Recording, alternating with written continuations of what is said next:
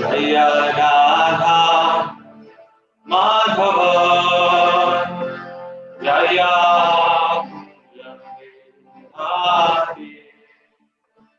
Jaya Madhava Jaya Kunja Bihari Jaya Radha Madhava Jaya Kunja Bihari Jaya Radha Madhava Jaya Kunja Bihari Jaya Gopi Jana Vallabha Jaya Girivaradhari Jaya Girivaradhari Jaya Gopi Jana Vallabha Jaya Girivaradhari Jaya Girivaradhari Jaya Gopi Jana Vallabha Jaya Girivaradhari Jaya Girivaradhari Jaya Gopi Jana Vallabha Jaya Girivaradhari Jaya Girivaradhari Jaya Yashoda Nandana Jaya Braja Janaranjana Jaya Yashoda Nandana Jaya Braja Janaranjana Jaya Yamuna Tiravanachari Jaya Bihari Jaya Jamuna Tiravanachari Jaya Kunja Bihari Yamuna Tiravanachari Jaya Kunja Bihari Jaya Jamuna Tiravanachari Jaya Kunja Bihari Jaya Radha Madhava Jaya Bihari Jaya Radha Madhava Jaya Kunja Bihari Hare Krishna Krishna Krishna Hare Hare Hare Rama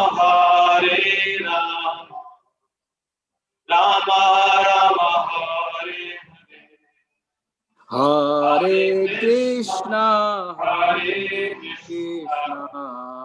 Krishna Krishna Hare Hare Hare Rama Rama Rama Hare Hare Hare Krishna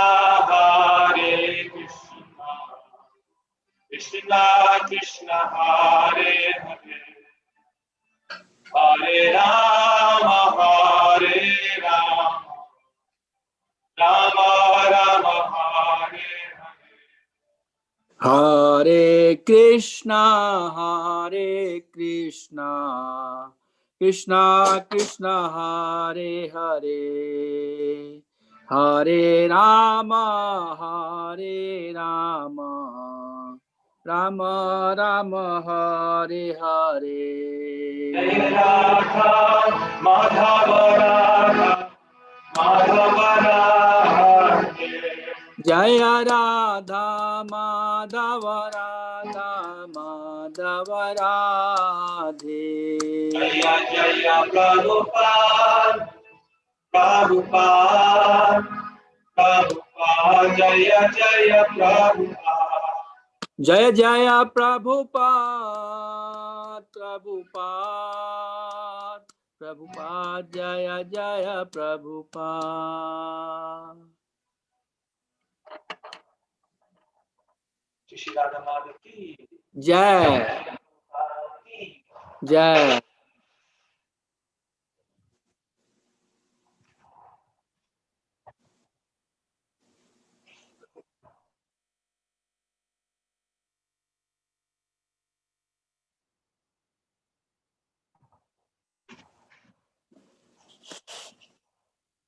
Hare Krishna. So we are very fortunate to have His Grace Gopal Hari Prabhu with us tonight.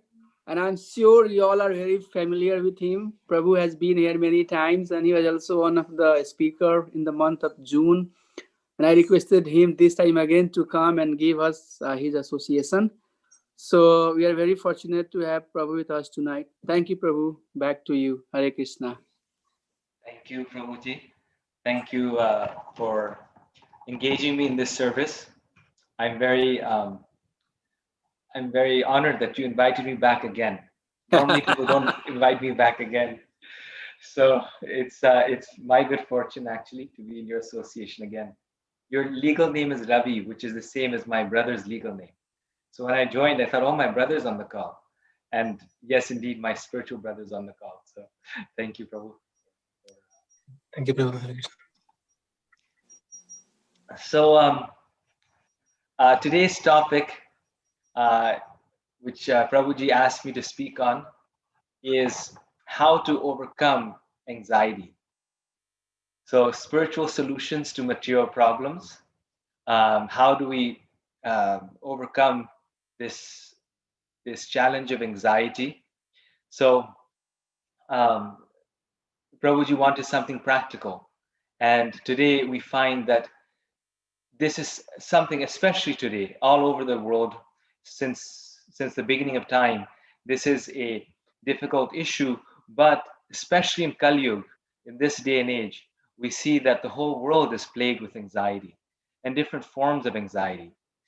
And Srila Prabhupada said that actually our philosophy and our books are not just armchair philosophy. Our philosophy and our books are meant to give real solutions to real problems, and in fact give the best solutions to our material problems, the real solutions, the actual solutions, which are the spiritual solutions. So I wanted to share my screen. I wanted to start with a verse from the Bhagavad Gita, where Krishna himself gives us his solution to this challenge. So this is chapter 2, text 45. And before we start reading the Gita, please repeat after me. Om Namo Bhagavate Vasudevaya. Om Namo Bhagavate Vasudevaya. Om Namo Bhagavate Vasudevaya. Om Namo Bhagavate Vasudevaya. Om Namo Bhagavate Vasudevaya. Om Namo Bhagavate Vasudevaya. So, chapter 2, text 45. This is actually a very famous verse of the Gita. I'll just recite it and then I'll read the translation. Traigunya Vishaya Veda Nistrigunya Bhavarjuna Nirdvandva Nityasattvasto Yogakshema Atmavan. Traigunya Vishaya Veda Nistrigunya Bhavarjuna Nirdvandvo Nityasattvasto Yogakshema Atmavan. Translation. The Vedas deal mainly with the subject of the three modes of material nature. O Arjuna, become transcendental to these three modes. Be free from all dualities and from all anxieties for gain and safety, and be established in the self. Once again, the Vedas deal mainly with the subject of the three modes of material nature. O Arjuna, become transcendental to these three modes. Be free from all dualities and from all anxieties for gain and safety, and be established in the self. Purport. All the material activities involve actions and reactions in the three modes of material nature. They are meant for fruitive results, which cause bondage in the material world. The Vedas deal mostly with fruitive activities to gradually elevate the general public from the field of sense gratification to a position on the transcendental plane. Arjuna, as a student and friend of Lord Krishna, is advised to raise himself to the transcendental position of Vedanta philosophy, where in the beginning there is Brahma Jigyasa, or questions on the supreme transcendence. All the living entities who are in the material world are struggling very hard for existence. For them, the Lord, after creation of the material world, gave the Vedic wisdom advising how to live and get rid of the material entanglement. When the activities for sense gratification, namely the Karma Kanda chapter, are finished, then the chance for spiritual realization is offered in the form of the Upanishads, which are part of different Vedas, as the Bhagavad Gita is a part of the fifth Veda, namely the Mahabharata. The Upanishads mark the beginning of transcendental life. As long as the material body exists, there are actions and reactions in the material modes. One has to learn tolerance in the face of dualities, such as happiness and distress, or cold and warmth, and by tolerating such dualities, become free from anxieties regarding gain and loss. This transcendental position is achieved in full Krishna consciousness when one is fully dependent on the good will of Krishna. Om Gyanam Timarantasya Gyananjana Shalakaya Chakshururmilitam Yena Tasmai Shri Gurave. So actually Krishna talks about freedom from anxiety, or he talks about anxiety in 4 verses in the Bhagavad Gita. And in 2 of them, he talks about who overcomes anxiety. In other words, the consciousness of the devotee, the spiritual consciousness by which we can overcome anxieties. And in 2 verses, he talks about those who the consciousness that brings anxiety. So we'll touch on all 4 of them. But I wanted to start with this verse because it's actually a very special verse, and Krishna here is making a very special, instruction. He's giving a very special instruction. Now, before we begin, I know some of you on the call, but I don't know many of you. And so, just so we have a nice discussion, there's only 25 of us here. I was wondering if you could just unmute yourself for 1 second and introduce yourself. Tell us. Someone unmuted already, I think. Yes. So you can just unmute yourself, tell us your name, and maybe if you like, you can even unmute your video so we can see you.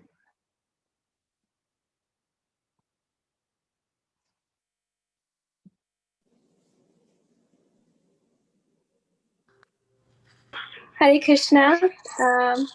I am thankful to be a part of the ISKCON Indianapolis community, and definitely grateful to listen to a talk on anxiety because I'm an anxious person, so this will benefit me.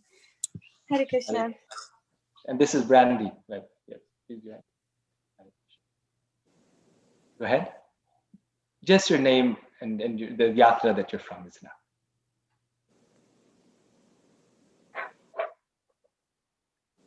Hare Krishna Prabhu, Dandavat Pranam. My name is Ravi. Hare Krishna. Thank you. Thank you, Prabhu. Hare Krishna Prabhuji, Dhanna Pranam. This is Padma Das from St. Louis ISKCON congregation. Hare Krishna. Hare Krishna Prabhu. I am Gopal from St. Louis, Prabhu. Hare Krishna. Hare Krishna Prabhuji, this is Naradi Devidasi from St. Louis. Hare Krishna. Hare Krishna Prabhuji. Dandavat Pranam. This is Mathura Priyadas. Hare From Krishna. Hare Krishna. Hare Krishna. From the spiritual world.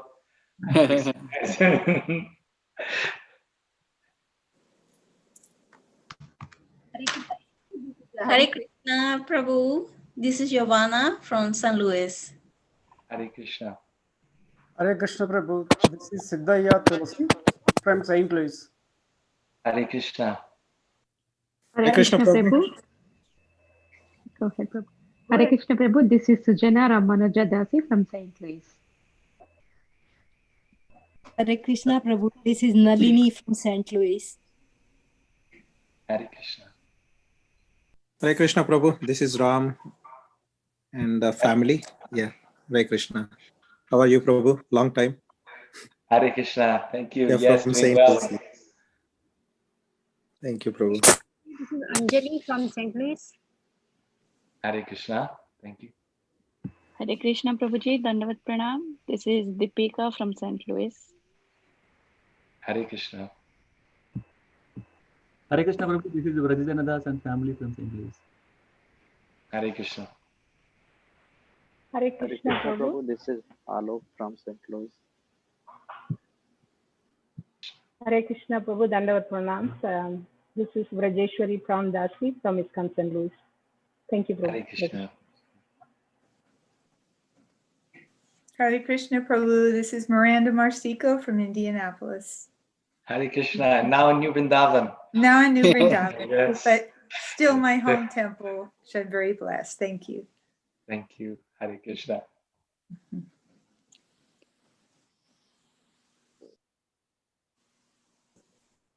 Hare Krishna Prabhu, this is Rupa Vilas Das from Shadapur. Hare Krishna. Hare Krishna Prabhu. Dandavat Pranam. Hare Krishna. So, anyone else? Did we, everyone? So it's very nice to meet all of you. It's just on these Zoom calls, generally everyone is on mute naturally, just so that's the practical way. And so it's very hard sometimes to relate with the audience or relate with the speaker when we don't know who's there. So thank you for that. I always do this. It takes just a few minutes, but it makes it more personal. And then we can have a nice discussion. So my question to you now is, what are the sources of anxiety? We can look in our own life, why do we get anxiety? Who would like to suggest? What is one reason why we get anxiety? Fear. Due to fear. Very nice answer, Brandy. Fear is one of the greatest sources of anxiety. Uncertainty of future. The uncertainty of future. This is very good. Yes. So the future, when we don't know what will happen in many different ways, then that leads. So uncertainty in general.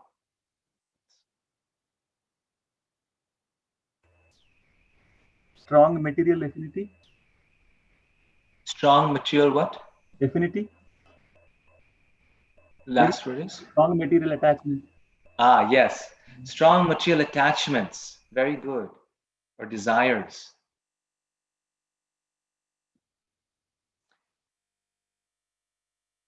Anyone else? Identification with the body. Identification with the body. And disease, if there's a disease or something, identification with that pain or discomfort. Yes, death. You know, the fear of death and disease is a cause of anxiety. Yes. Very nice. So, yes, go ahead. Sorry, so our own material mind. Our own material mind. Yes, that can also be a source of anxiety. Yes. The mind. Thinking about future and the past. Mm. You brought up a very interesting point. Thinking about the future, which we've mentioned already, but also thinking about the past, that living too much in the past can bring us anxiety because of the pain and agony of the past, which we cannot change. Very good. Yes. Fear of unknown and not enough faith in God. Fear of the unknown and not having faith in God. Yes. So the fear of the unknown and not having faith in God, or having faith in God, is the solution to anxiety. But yes, so the unknown and not having the faith in God. Yes. Shifting of the focus from the steps to the fruit result, basically. Okay, very nice. So focusing on the result rather than the duty or our prescribed duties. Correct. Thank you. Trying to control things. And one source of anxiety, which Krishna mentions, is when we try to control things when fundamentally we are not in control. And so therefore, as someone mentioned, not having faith in God or not depending upon God, but rather depending upon oneself. Yes. Trying to keep everyone happy, or like trying to satisfy everyone's needs and things like that. Yes, yes, so nice, such a nice point. Trying to keep everyone happy, trying to please everyone, and in that process, feeling so much anxiety, and still never being able to please everyone, right? So these are such nice answers, and in my own thinking of this, I came up with 3 that I felt were most common, and I think we added some to this list, and we'll see how the Gita is actually covering this. A few of the contributions were very, very much from the Gita, as you'll see. So the main reasons we have anxiety is the fear of losing something we already have. So we may have good health, and the fear of losing it, getting disease, is a fear that we have. Or the fear of losing a job. We have a job, but recession or this or that, and I'll lose the job. So fear of losing something that we already have causes us anxiety. If we think about it very deeply, we're anxious because we're thinking, what if I lose my home? What if I lose my job? The fear of not getting something we really want. So another source of anxiety is, as one of you mentioned, material desires and the anxiety of not getting what we want. So I really want this car, or I really want this job, and I'm in anxiety of not getting it. And here I'm speaking of myself. I've been through all of these myself. This is something very close to my own experience. And then the third is the fear, as many people said, a fear itself in some ways, the fear of being attacked, killed, and also in more subtle ways, the fear of being misunderstood, the fear of being dishonored and not accepted. So these are the third, another category of fear. And we have these different types of fear. These 3 in particular, and the others that we also mentioned, because of something very fundamental that Krishna is mentioning here in this verse. Our consciousness, our mind is absorbed, is contaminated by something. And now I'll turn back to this verse. It is contaminated, Krishna is saying. It is feeling these feelings because of the 3 modes of material nature. Right? This verse is saying, Traigunya Vishaya Veda, Nistraigunya Bhavarjana. is due to the three modes of material nature, which color our mind, which color our senses, which overcome our consciousness, that we develop these anxieties of losing something, of wanting something, and of the fear of being dishonored or misunderstood or death or these things. So Krishna is telling Arjuna here that first of all, he's reminding us in many places in the Gita that we are not the modes of material nature. We are not these modes. And while we read this again and again in the Gita, we must internalize it. What are the gunas? What are the modes? This is sattva, goodness, passion, rajas, and tamas, ignorance. Goodness, passion, and ignorance. And we feel that especially ignorance and passion, this is part of us. This is who we are. This is the world that we live in. But Krishna is telling us, no, we must rise above these modes. We are not these modes, and we must rise above them. What does this mean? It means that Krishna describes the qualities of each mode in the Gita. What are the qualities of ignorance? The quality of ignorance is madness, sleep, illusion, anger. These are pretty much ignorance in terms of lack of knowledge. These are the qualities in the modes of ignorance. What are the qualities in the modes of passion? Excessive desire, hankering, as many of you mentioned, wanting something so badly, but not having it. That causes anxiety in our mind. That's the mode of passion. That's not us. The desire to have those things is not us. That intense greed, that intense desire, those are produced of the mode of passion. And then what is the mode of goodness? The mode of goodness is a desire for peace, tranquility, knowledge. And while this mode is the best among all three modes, it is still a material mode of nature. It is still immaterial. It is part of the material consciousness. So also we can have the anxiety of wanting a peaceful situation. We can be in the anxiety of gaining knowledge, becoming very learned. We can have the anxiety of not being disturbed.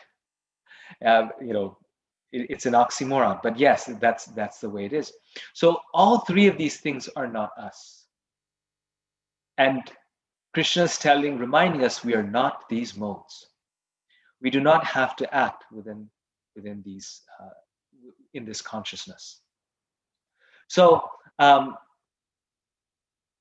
when these anxieties, so to say, come upon us, we have to remind ourselves that we are actually beyond this. We are not actually part of this material world. We are not part of this material consciousness. Why is this? Because we are fully dependent upon the Lord. So the material consciousness is that I get good or bad in this world due to my efforts, due to my own struggles. So if I work very hard, if I try to, as one of you said, if I try to please everyone, if I endeavor very nicely, then I'll achieve the goal of my life. Then I will become very successful and I'll achieve the goal of my life. I'll be very happy. I'll be very satisfied. So my own effort and my own good fortune, that is my own luck, these two things bring me success. And therefore the materialist, especially one who's in the mode of passion, works very, very hard day and night to reach their goals. They're very passionate, very ambitious to reach their goals. And they may be material goals and they may even be spiritual goals. But we work very passionately to reach those goals. That's more of a material conception when I'm saying the material calculation, when I say spiritual goals. If we're very enthusiastic for spiritual advancement, that's not in the mode of passion.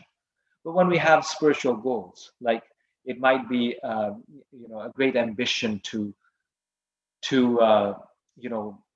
read all the books and become a very learned scholar. So it's materially, you could say, tainted, that motivation. So when we have that mindset, then we work very hard. And that is the mistaken mindset. And the other thing is when we depend also on good fortune. This is why people, they play the lottery. They keep on, gambling, playing the stock market, because they think that our good fortune, my happiness, comes from two things: my effort and my luck. This is the demoniac mentality. Whereas, what is the spiritual mentality? What is the mentality of the devotee that doesn't lead to anxiety? That is the mentality of Vaikuntha, the spiritual world. Actually, the name of the spiritual world, this is how fundamental it is to us. The name of Krishna's abode is Vaikuntha, meaning the place of no anxiety. Krishna's abode is a place of no anxiety. So what is the consciousness of that place? So if that's the place, there must be a consciousness that goes along with that place. That place, the consciousness, is in this last sentence that Srila Prabhupada mentions in this purport, which is very, very profound. This last paragraph, but especially this last sentence. This transcendental position is achieved in full Krishna consciousness when one is fully dependent on the goodwill of Krishna. So, materialist is calculating in terms of loss and gain, but the spiritualist, the devotee, depends upon the goodwill of Krishna. The devotee performs the effort. The devotee performs the prescribed duty. But in the ultimate sense, the devotee depends upon Krishna. And therefore, the devotee is never baffled, because all of a sudden now the burden of success is not on the devotee's shoulder. The devotee must perform his duty. The devotee must strive very diligently for Krishna. But now the fruit of the action, as many of you mentioned, the result is in Krishna's hands. The burden of success is on Krishna's hand, and therefore Krishna is in control. Therefore, there's very little anxiety for the devotee. And this, we need to think in terms of the future. So in terms of all of our future activities, we have to remember that if things go good or if they go bad, and especially if they go bad, this is not fully in my hands. This is in Krishna's hands. And if I'm very successful, then also I should not take the credit, because this is also in Krishna's hand. Loss or gain, victory or defeat are ultimately in Krishna's hands, not in my calculations. People make such big calculations, right? We know they make such big calculations and they all go wrong. And sometimes people just, do something little, make a little effort, and they become a very famous celebrity. So success and failure are ultimately in Krishna's hands and are partly due to our own past karma, our own past activities, which are manifesting in this life. So when Krishna is on the battlefield with Arjuna, Krishna is telling Arjuna, you must fight. And Krishna never fights. It is Arjuna that fights. Ultimately, we have to fight our own battle. We have to make the effort. And as they say, God helps those who help themselves. But the anxiety that goes along with the effort, that is not necessary. Why? Because that is in Krishna's hands. So, and this occurred to me actually at one moment in my life when it was actually a revelation that came, that the activity is different than the emotion. The activity is different than the emotion. The devotee and the non-devotee are performing the same activities. They also encounter the same difficulties. They also have the same challenges. Devotees and non-devotees also have the same problems, the same conflicts. Just like at work we have conflicts, similarly amongst devotees we also have conflicts. So the activities between devotees and non-devotees are all the same. But like we see in the mature world, one activity, the same activity, for one person will bring them anxiety, but for another person, it will not bring them anxiety, right? The same person, the same situation, but different persons. One person gets anxiety, one person doesn't. So we tend to think in our mind that it is the situation, it is the person that is causing me the anxiety. Right? This situation causes me anxiety, this problem causes me anxiety. But it is not the problem that is causing me anxiety. It is not the situation that is causing me anxiety. But like one of you said, it is my own mind that is causing me anxiety. Is that not right? Does anyone disagree? It's our own mind, right, that causes the anxiety. And therefore, Krishna says in the Gita that the mind can be our best friend or our greatest enemy. Because it's our mindset in every situation, our consciousness that causes us anxiety. And therefore, Krishna is telling us that rise above the three modes of material nature. That if we are in any situation, but if we are not in the mode of passion, if we're not passionate, if we're not ignorant, if we're not even attached to goodness, but rather we are depending upon Krishna for everything, we know that any situation has ultimately been brought about by the Lord, then that situation will not bring us anxiety. So this is true of the future in terms of what we encounter in the future, and this is also true of the past. This is also true of the past. And one of you very nicely mentioned how past things can also cause us anxiety. I used to do this a lot. I always used to regret about the past. Like, why didn't I do this? If I had done this, then things would have been different. And if only I had gone down that direction, then I would have been so successful or so happy and so satisfied. Have all of you experienced this before, that you regret that, oh, I was in such a nice place with such a nice person, and why didn't I do this, and why didn't I just take a 2-week vacation rather than a 1-week vacation and enjoyed my time there so much more? Yes, Brandy says all the time, right? So that also is being in the modes of nature. Why? Because regretting over the past, I actually used to do this so much that my friends used to joke that they had a nickname for me that was Mr. Regret. So you're always regretting, Mr. Regret. But that is also a consciousness that Krishna is saying is due to ignorance. Why? Because I'm assuming that I was in control of that situation. I'm thinking back and saying I was in control of that situation and I did it differently. But the devotee understands that, again, depends upon the Lord, that whatever happened was perfect. It happened according to the direction of the Lord. It happened according to the situation that the Lord had desired. But now someone will say, but how was it perfect? Because so many things went wrong and I did something wrong and all these things. It was perfect for its purpose. It was perfect because it taught us whatever we needed to learn. And this is what Krishna says of the mature world, that this mature world is full of imperfections, but it is perfect for its purpose.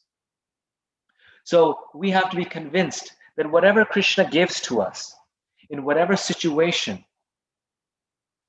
with whomever we are with, that is, Krishna will only give us what is the best possible situation for us. Because the whole purpose, the reason why Krishna has put us in this material world is that so that we can come back to him. So therefore, there's no need for anxiety. There's no reason for anxiety. Because whatever happened so that Krishna could bring us closer to him. So materially speaking, in terms of our material situation, we should not have any anxiety.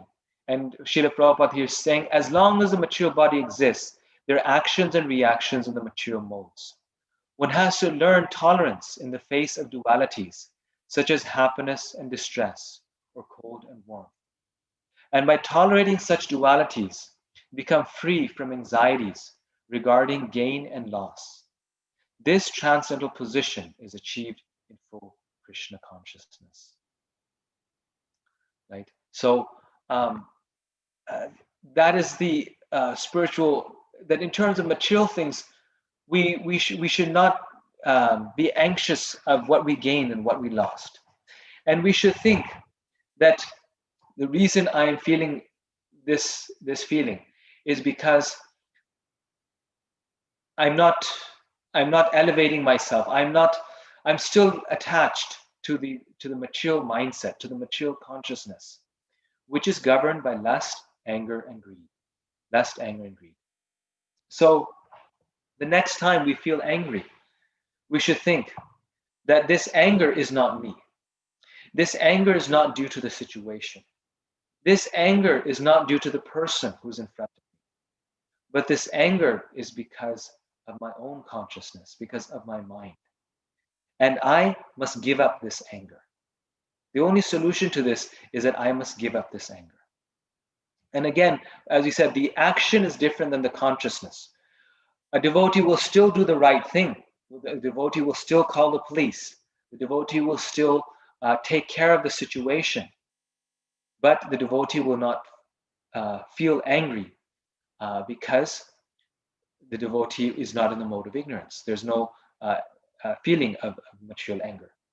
I'll read one small passage from the Mahabharata, where Maharaj Yudhishthira, the Pandavas, they were so much insulted by the Kauravas, but for so many years and in so many ways, right? Their wife Draupadi, she was insulted in the assembly. She was, insulted in front of everyone in such a horrible way that we cannot imagine. And this is, Krishna puts his devotees in the most difficult situations so that we cannot say that, oh, actually my situation is worse. Actually, this instruction doesn't apply to me because my situation is more difficult. So he puts the Pandavas in the most unfortunate situations. And so after that great insult that happened in the assembly, and they tried to disrobe Draupadi, dragged her in the assembly by her hair, such a great princess. Then they're in the forest, and they've been exiled to the forest for 12 years. And Draupadi, she is still very angry inside, very distraught. And all the four brothers, Bhima, Arjuna, and Nakul, said that they're burning with anger. But Maharaj Yudhishthira is very peaceful. And so, especially being Kshatriyas, they feel very disturbed that, why is Maharaj Yudhishthira, why is he so peaceful? And so, and why isn't he fighting? So they go to Maharaj Yudhishthira and they ask him, they say, can you please tell us, why don't you fight? Why don't you go and just fight with us? We are Kshatriyas, we're supposed to fight and we're supposed to win this war. And in response, this is what Maharaj Yudhishthira gives. These are the instructions Maharaj Yudhishthira gives to Draupadi and the four brothers. He says, anger is the root of all destruction. An angry man commits sin blindly. An angry man will kill even his preceptor and insult his elders. He cannot distinguish between right and wrong. There's nothing an angry man might not say or do, even to the point of sending himself to death's abode. Knowing this, I will not indulge in anger, Draupadi. Rather, I will strive to control it. Only fools praise anger, considering it equivalent to energy. The wise keep anger at a distance. The man consumed by anger does not easily acquire generosity, dignity, courage, skill, or other attributes possessed by men of character. The wise consider him a man of character who restrains his wrath. The pious always praise such a man because they understand that the forgiving man is always victorious. One who represses his anger, even when antagonized, rejoices in the next world. For this it is said that a wise man, whether strong or weak, and even if in difficulty, should always forgive his persecutor. Forgiveness is virtue, forgiveness is sacrifice, and forgiveness is the Vedas. Forgiveness is purity and penance. It is truth, piety, religion, and the holy Narayan. Through forgiveness, the universe is sustained, and by practicing forgiveness, a man can attain to everlasting regions of bliss. How then can I renounce forgiveness, O gentle lady, in which is established spirituality, truth, wisdom, and the three worlds? So, Maharaj Yudhishthira is telling Draupadi here that you just have to give up anger. She has every reason to be angry. She has been most mistreated or most, every reason she has to be angry. But he's instructing her, you just need to give it up. And why is that? Because the same instructions there. We just have to give up these modes. And decide in our own minds. Tell us in our own minds that because we have Krishna, because we are depending upon Krishna, we have everything that we need. We have everything in this world that any person would need. And therefore, we have no reason for anxiety. A person who has everything has no need for anxiety. The reason why we have anxiety is because we are not convinced that Krishna is everything. The Pandavas were convinced that Krishna is everything. Therefore, though they lost everything, they were still great devotees of Krishna. If we have Krishna, we have everything. And therefore, we have no problems. We have no problems. The devotee knows, I have no problem. And therefore, I have no reason to be in anxiety. And I'd just like to end. I know we're coming to an end. 6:30 I was supposed to end. I'd like to end with a verse by Prahlad Maharaj, where Prahlad Maharaj gives this very same instruction. Very powerful instruction. And this very beautiful verse. So, yes, I'm just going to share my screen again. I'll just read the verse. Naivo dvije paraduratya yavaitaranyas vadvirya gayana mahamrita magna chitta shochetato vimukachetasa indriyarthe maya sukhaya bharamudvahato vimudhan. O best of the great personalities, I am not afraid at all. I'm not at all afraid of material existence. Wherever I stay, I am fully absorbed in thoughts of your glories and activities. My concern is only for the fools and rascals who are making elaborate plans for material happiness and maintaining their families, societies, and countries. I'm simply concerned with love for them. So, what is Prahlad Maharaj saying here? Prahlad Maharaj was thrown in a pit of snakes. Prahlad Maharaj was thrown off of a cliff. Prahlad Maharaj was attempted to be crushed under an elephant. But he's saying that I am not afraid of material existence. I am fully absorbed in thoughts of Krishna's glories and activities. I am fully satisfied. I'm fully in bliss. But my concern is only for the fools and rascals who are making elaborate plans for material happiness. So, this is the quality of a devotee, which is para dukkha dukhi, meaning that the devotee knows that I have no problems. I am completely, fully happy and satisfied. What is my problem? My only problem is the suffering of others. The suffering of others who are suffering in this material world. So someone might say that, okay, I have no anxieties, but even the devotees have anxiety. There must be a place for anxiety, because how can it exist? Everything exists in the spiritual world, therefore it exists here. So there must be some place for anxiety. This is the one place, the place where devotee has anxiety. The devotee has anxiety for other living beings, for the fallen conditioned souls in this material world. The devotee's only anxiety, the devotee channels or uses his anxiety not from himself, he moves it, anxiety for the fallen conditioned souls. These people are suffering. How can I help them? One Prabhupada disciple, Lakshmi Moni Mataji, once told me that at a certain point in her life, her son fell off of a tree and broke his spine, and is still in a wheelchair. And at that time in her life, she was crushed. She just, was, very unhappy. And she told me that the way that she rose out of her unhappiness was to think about the unhappiness of others, to think about others. How can I save? How can I help these fallen conditioned souls? And that gave her such spiritual energy that she and her family and her son, everyone could cross over that great difficulty, that great challenge, that great anxiety-provoking situation. So these things are also real, they're also present. Even present devotees of the Lord, they have transcended the modes of nature. Trigunya Vishya Veda, Nistraigunya Vibhajana. They've gone beyond the modes of nature by taking shelter of Krishna, by giving up the modes, taking shelter of Krishna, and remembering that as a devotee, I have no problems.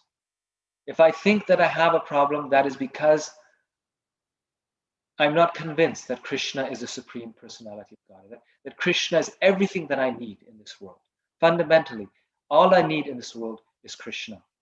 Bhakti Siddhanta Saraswati Thakur Maharaj said, he said, there's no shortage in this world. He said, the only shortage is the lack of Krishna consciousness. So we can be in anxiety for not being fully Krishna conscious. That can be our anxiety. Aside from that, the devotee has decided that now I've decided to live the life of a sadhu. Just like all of you here, you're all sadhus. So I've decided to live the life of a sadhu. Therefore, I will not engage in these material emotions of lust, anger, greed, anxiety, distress, happiness, loss, gain, infamy, honor, dishonor. I am a sadhu. I'm going to give up these. I'm going to give up my anxiety and come in the Vaikuntha consciousness. So I'll stop here at this point and open it up for any questions, comments.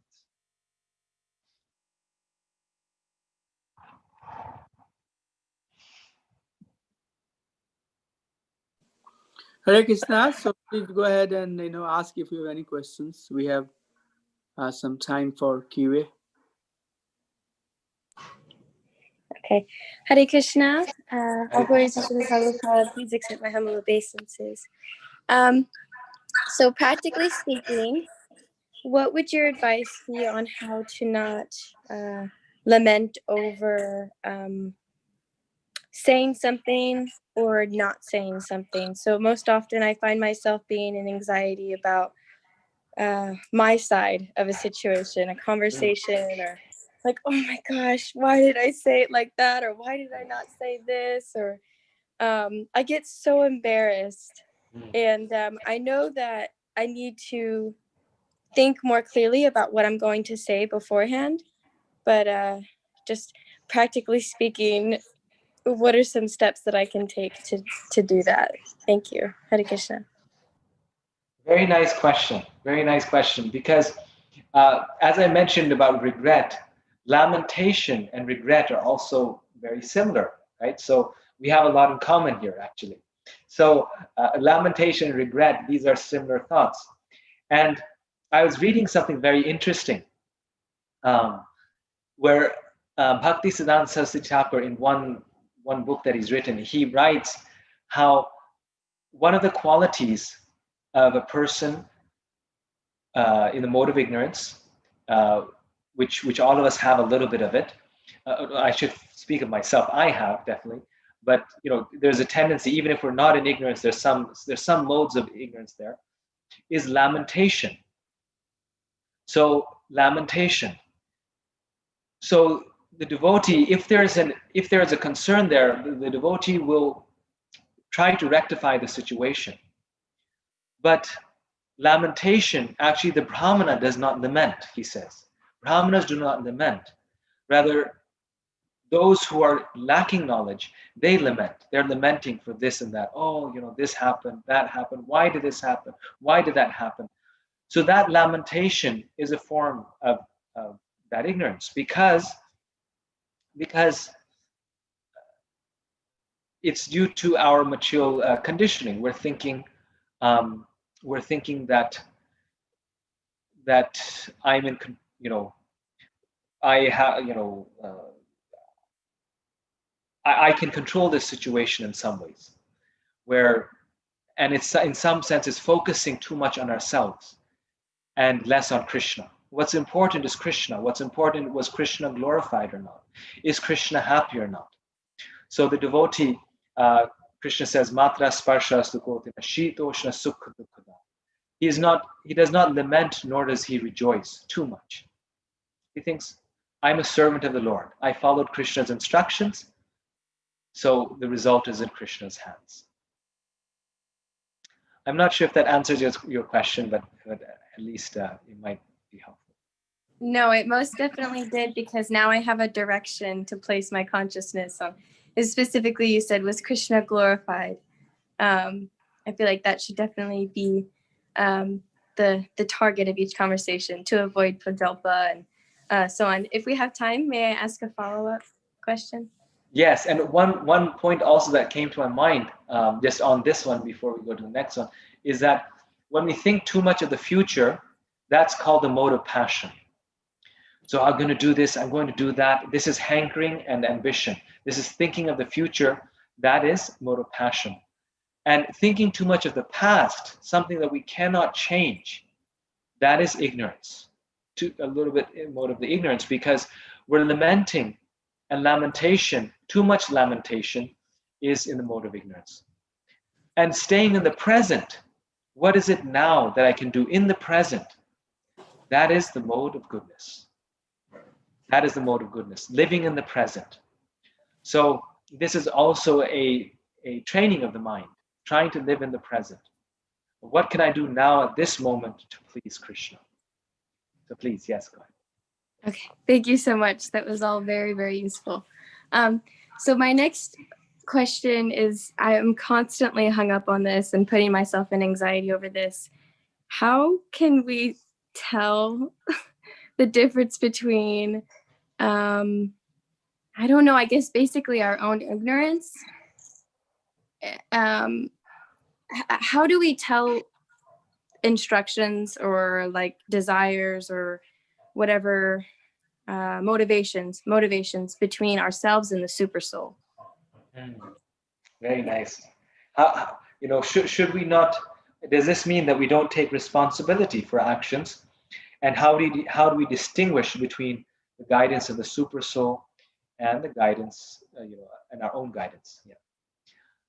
So, in the initial stages of spiritual life, the super soul manifests externally in the form of the spiritual master or the teacher, the guru, the devotees, our spiritual guides.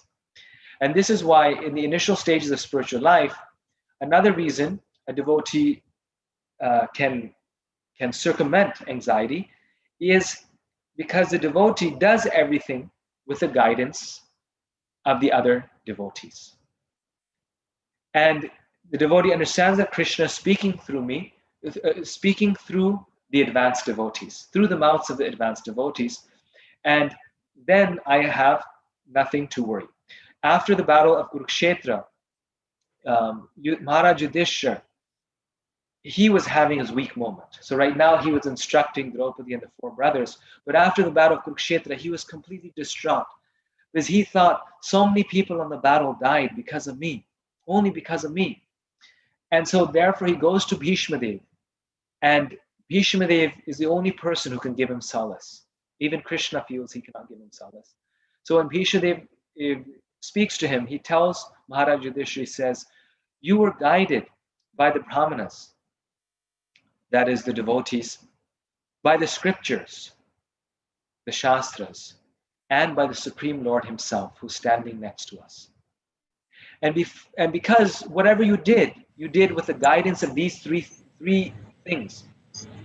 Therefore, you know that you have no reason to lament, and whatever you did was okay. Because they are taking the burden of whether or not that decision was correct.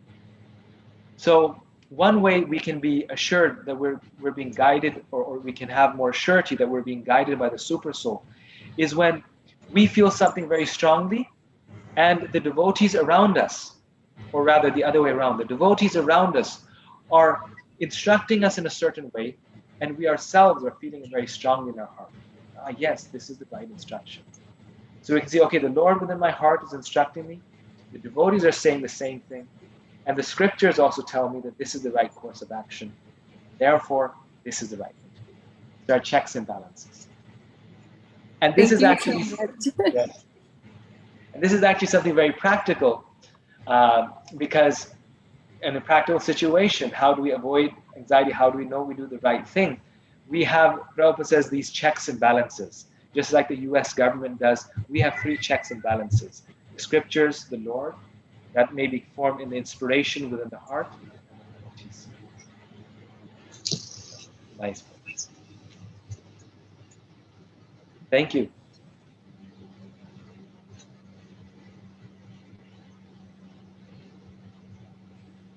Any other questions? Comments? Hare Krishna Prabhu, I have a question. So, when doing a devotional services, like services at the temple, we'll be so anxious sometimes, so we want a good outcome, right? So, is it a good anxiety, or it's the anxiety out of passion and ignorance? Very nice. So when we have anxiety in devotional service, while performing devotional service, is that good? This is the question. Or is this out of passion and ignorance? In one place, Srila Prabhupada says that Mother Yashoda has great anxiety for Krishna. She is in fact always anxious that Krishna should not get hurt in the forest. Krishna will not eat his lunch. Krishna is stealing butter. So Prabhupada says that is spiritual anxiety, and that is very good.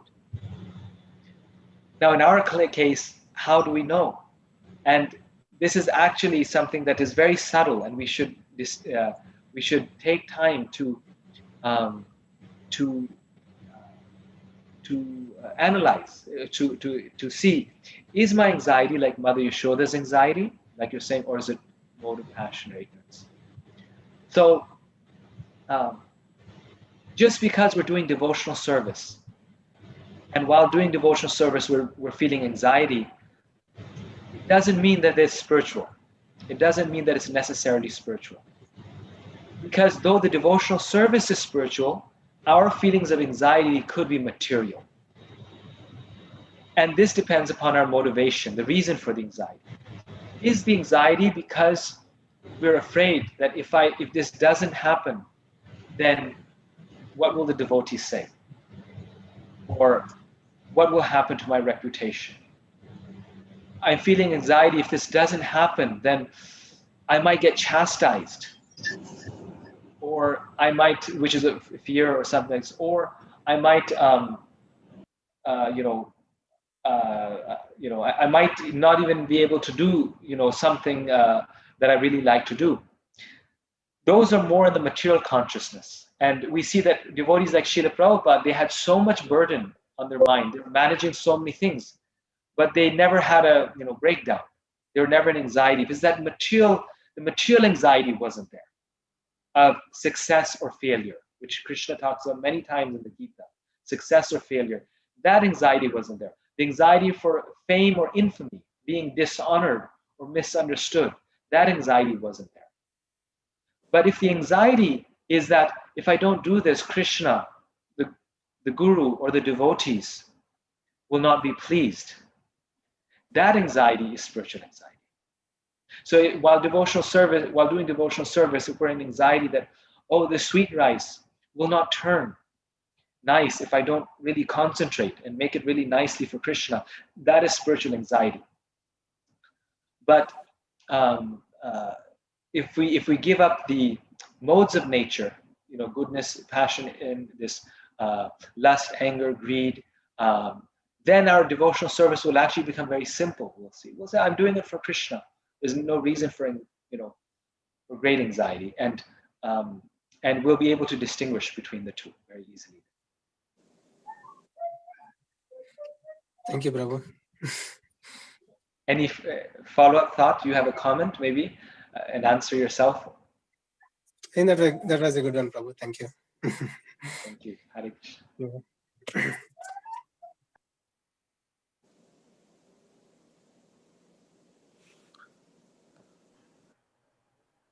Hare Krishna Prabhu, Dandavat Pranam Prabhu. Hare Krishna, Dandavat Pranam. Very nice class, Prabhu. Thank you so much. Prabhu, I have a follow-up question from Ravi Prabhu, the previous question. I had the same thought that spiritual anxiety, what level is healthy? And that one, but I think I got the answer from your explanation. But my next question is, Krishna says in, I think 9th chapter, the 8th chapter, the most confidential knowledge, and that Krishna says that the pure devotional service is joyfully performed. Susukham kartam avyayam. Yes, susukham kartam avyayam. So I was thinking, like, I'm just speaking for myself.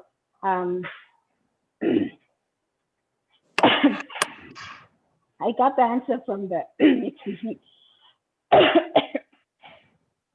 from the last question, but I was thinking the anxiety and joyfully performed. I feel like to some extent there's always, even in doing service, there is always some anxiety more than joyfully performing. So is it just because of lack of conviction or doubtfulness, or I just wanted to get some clarity between how the devotional service can be joyfully performed, but then not have any spiritual anxiety or any material motivation in that. So kind of, can you elaborate on that for a little bit? Yes.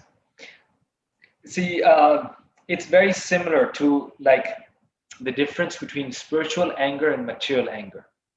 So if we see Srila Prabhupada, then Srila Prabhupada would also get angry. So it's like, oh, well, we just read Maharaj Yudhishthir, he was saying that we must just give up anger. So why was Srila Prabhupada angry at times? So devotees who were with Srila Prabhupada, they mentioned how Srila Prabhupada would get angry. Some devotee was misbehaving or something like this. He would chastise the devotee, and then 1 minute later, he was completely back to his normal self. Joyful, peaceful, happy. And the next moment, he did not hold any grudge against that devotee. Again, he was dealing with him very sweetly. Because the devotee understands that even that person is acting because they are under the modes of nature. It's not actually them. It's the modes that they're in. Just like a snake has the tendency to bite, and he's going to bite with poison. So we're not surprised if a snake bites us. That's the nature of a snake. In the same way, human beings also have those tendencies, and we should not be surprised. There's no, nor do we hate them, because we understand that this is the modes of nature that is overcoming them. Actually, they are a pure spirit soul. They are pure in consciousness. So the same thing, going to answer your question about how can we be happy and also have anxiety for Krishna at the same time. The devotee feels the anxiety for Krishna. They're anxious. They may even feel anger, like Hanuman did against Ravan, or Srila Prabhupada would chastise his disciples. But that anxiety or that anger is just situational. It's just to solve the situation. And it's done out of compassion. So Prabhupada's anger was not out of vengeance. It was not out of revenge. It was just out of compassion, which is a different nature. And then we have that anxiety, but the next moment, the devotee is happy again, chanting, dancing, very happy. In the Chaitanya Charitamrita, we find that Lord Chaitanya and his associates, they would chant and dance 8 to 10 hours every day. This is what they did every day, just chanting and dancing 8 to 10 hours every day. And they were also managing an international society, a universal society of Krishna consciousness. But the management was there 1 or 2 hours, but most of the time they're chanting and dancing. The point being that the devotee is without any cares. This is actually one of the qualities of a devotee. It's mentioned. The devotee is without any cares. The devotee is happy, chanting, dancing, remembering Krishna. So it's not a anxiety that internalizes, that hurts the person, like we see material anxiety. It rehabilitates a person. This is, it is an expression of the love, and therefore that anxiety is expressed, but the next moment the devotee is happy. So there's a difference, a very fundamental difference there. And Krishna says in the Gita that one of the austerities of the mind is to practice satisfaction. One of the austerities of the mind is that we must practice satisfaction.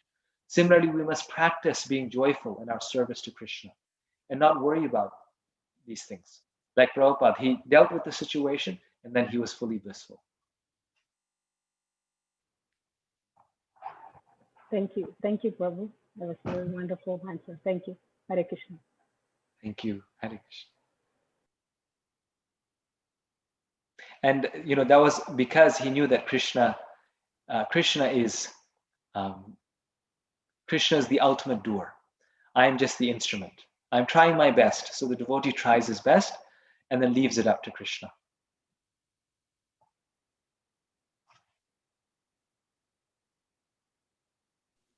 Hare Krishna, Prabhuji. Hare Krishna. Prabhuji, I have a question. Like sometimes there is anxiety, or we can say like anger. Sometimes suppose like our kids, they don't, like they do something that they shouldn't be doing, and that creates a situation like we get angry and we like or sometimes we get angry on something that is not correct. So sometimes we get angry to correct something.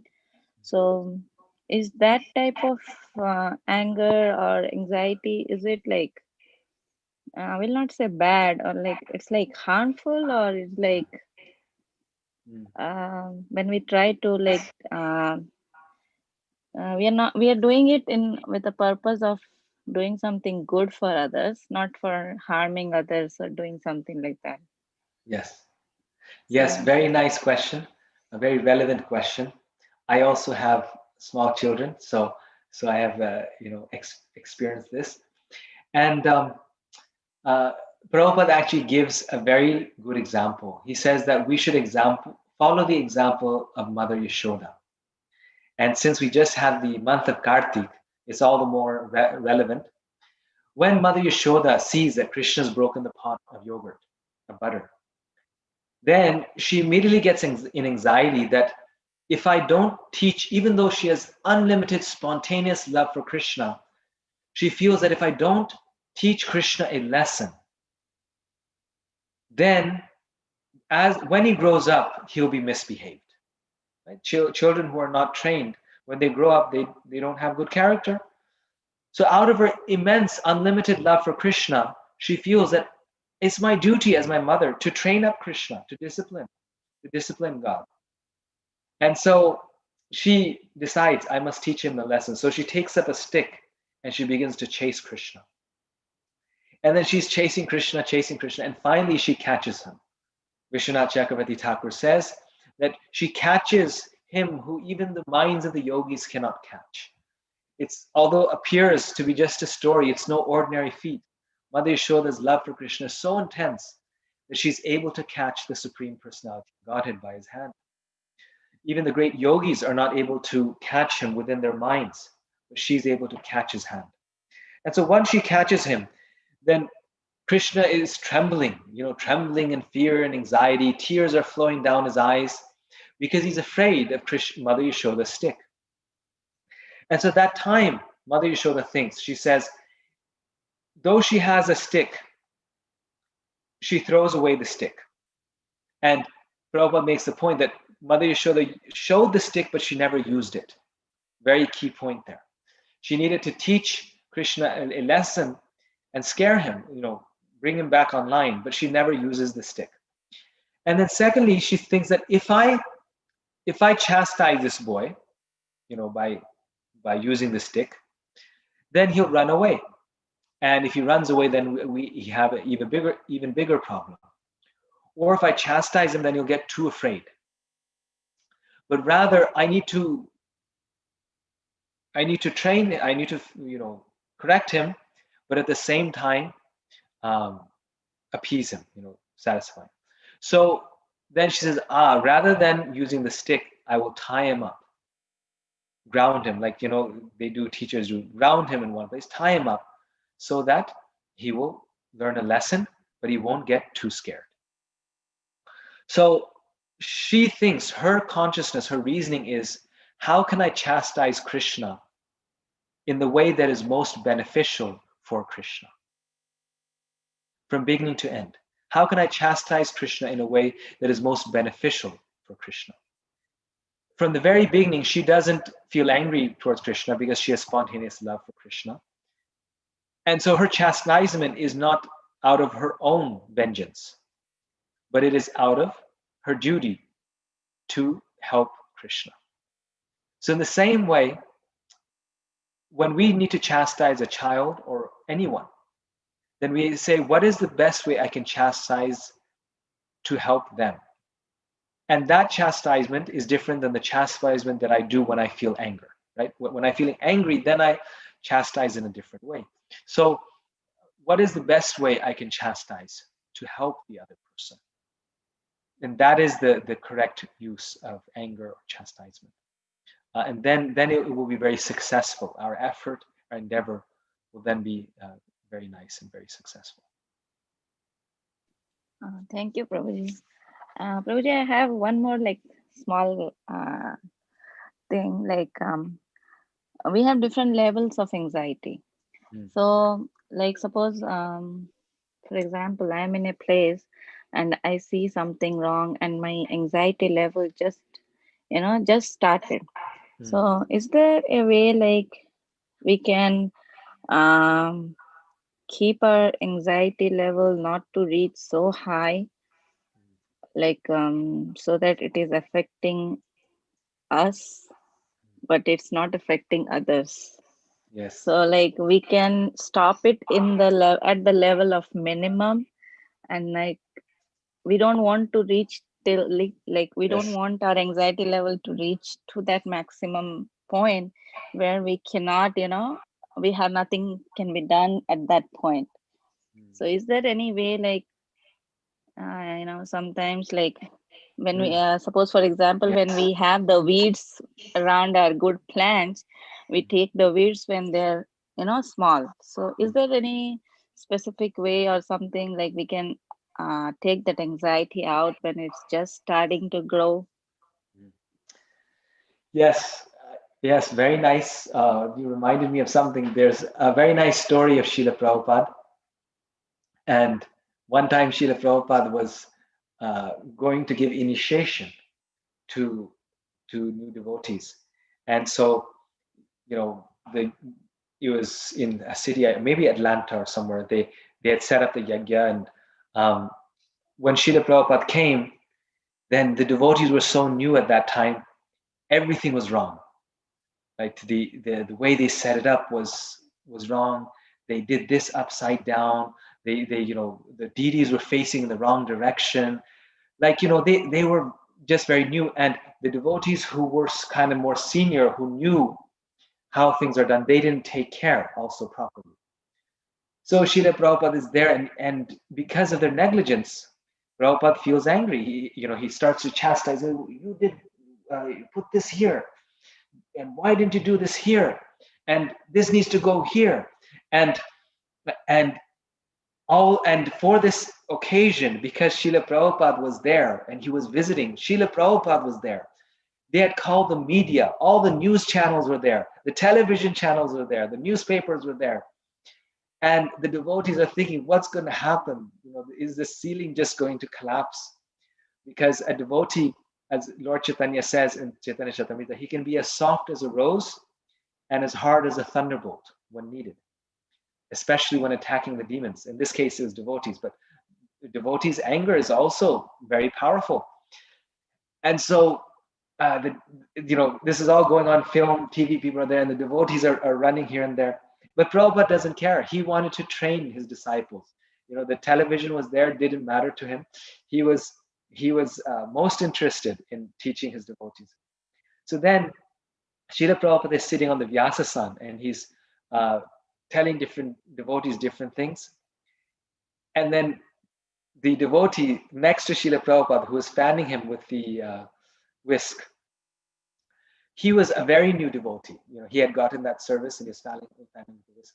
And he really didn't know really anything, even what is the position of Srila Prabhupada.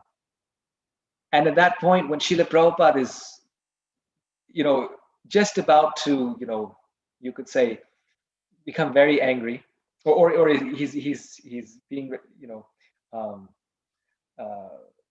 because Prabhupada would say something and then they do again something which was even worse, or how it happens sometimes. It was becoming more and more anxiety for the devotees. Then the devotee next to him, he turns over to Srila Prabhupada and he says, "Oh, Srila Prabhupada, don't worry, just chant Hare Krishna." Now, obviously, this is Srila Prabhupada, you don't instruct your spiritual master like this. Just chant Hare Krishna. And then when the other devotees are sitting, when they hear this, then they think, oh my God, now we are finished. I mean, this was kind of like the climax of everything. First of all, we do all these things wrong. And now this devotee is turning over to Prabhupada and saying, Prabhupada, don't be angry, just chant Hare Krishna. And then at that moment, Prabhupada, turns over very calmly, looks at that devotee, turns back, he puts his hand in his beads, and he just starts chanting on his beads. So many devotees said that Srila Prabhupada had this perfect combination of effort and dependence on Krishna. This is the point of this. Effort and dependence on Krishna. Srila Prabhupada would put his full effort into something. In this case, training his disciples, getting things in order. Everything was disorderly when he came, to put things in order so that the initiation could happen nicely. But then this devotee obviously didn't know what he was doing or what he was saying. But when he told them that, just chant Hare Krishna, Prabhupada saw it as an indication from Krishna, that through this devotee, Krishna's telling me that, okay, because he was also unlimitedly compassionate, Prabhupada said, okay, they're new. I know that they're new. And now they've understood the seriousness of this ceremony. And I've given the instruction I needed to give. Now it's up to Krishna. So that only we can practice when we pray to Krishna, and we can learn from this example. Meaning that we must have anxiety, but at a certain point we leave it up to Krishna. And that's the point we stop. We'll get some small indication. But okay, now I've tried my best.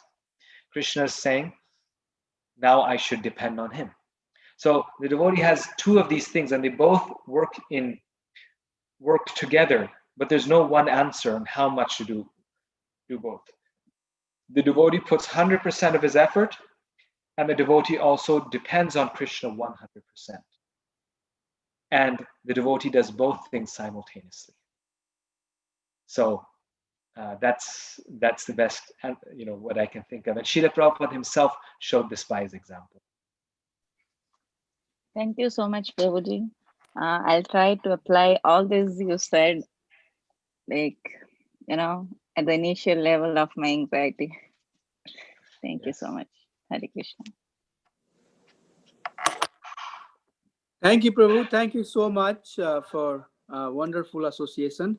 And thank you to all the devotees who are joining from Indianapolis. So thank you for coming and giving us your association. I think this is time now for us to adjourn the program tonight. And we are very, very thankful, Prabhu, that you came and gave us your association. And looking forward to have more of association of you whenever we get the time. So we'll chant the Vaishnava Pranams and then we'll adjourn the call. Usually doesn't cost capital. Vanchkalpatarubhyasya Vipasya Patitanam Pavanebhyo Vaishnavebhyo Namaha. Assemble Bhaktivinoda ki jai. Iskan founder Acharya His Divine Grace Shri Bhaktivedanta Swami Srila Prabhupada ki Jai. Thank you, Brahmacharya Prabhu. Thank you so much coming us and giving us your association, Prabhu. It was excellent class. No words to, appreciate. So thank you so much. I really feel very, very thankful of your association tonight. So we'll stay in touch and maybe, soon you can come and give us more association. Thank you. Hare Krishna. Dandvat pranam to everybody. Hari Bol.